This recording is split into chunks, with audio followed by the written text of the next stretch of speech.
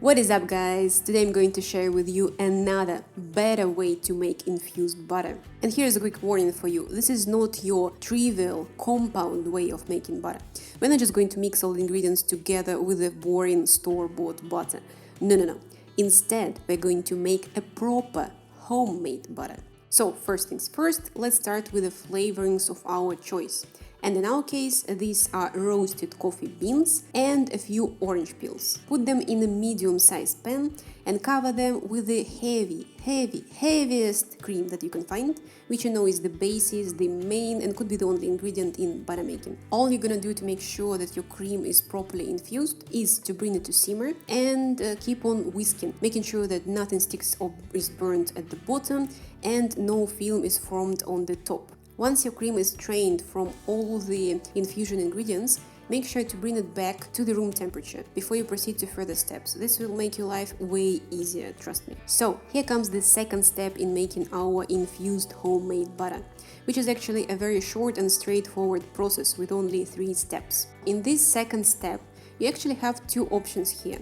You can either use a stand mixer, or actually you can even use a whisk and combine it with your daily workout to first whisk your cream to a whipped cream consistency and then to butter. Or you can use a food processor here, which I personally find a more reliable and efficient way of making butter. All you're gonna do here is just spin your processor, and in just a few minutes you will start noticing that your cream is splitting into buttercream and butter. Now what's left to do is the third and final step in our butter making. First of all, strain off all the buttermilk that separated at this stage. Add a little bit of importantly cold water and pulse your butter a few more times. You will notice that the water becomes cloudy and creamy.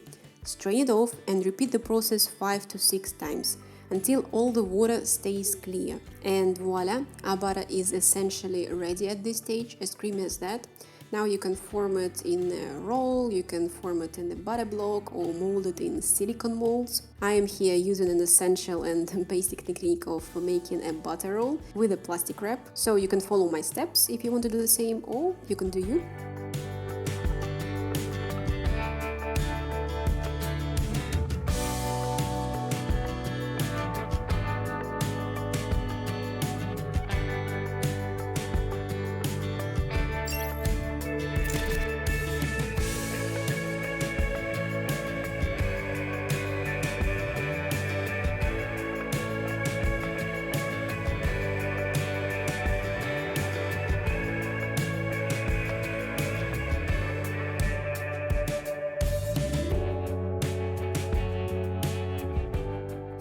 And here's another way how you can take your butter even further. Just in case if infusion was not enough, what you can do, you can take your partially frozen and hardened butter and roll it in some orange zest. This will make your end infused butter even more flavorful.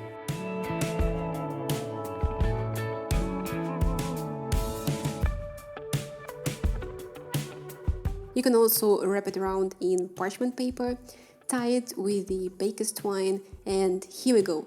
The best present for your foodie friends is ready. Hopefully you're gonna do a better job with a nice presentation than I do here. I mean, yeah, let's face it, I leave lots of space for improvement for you.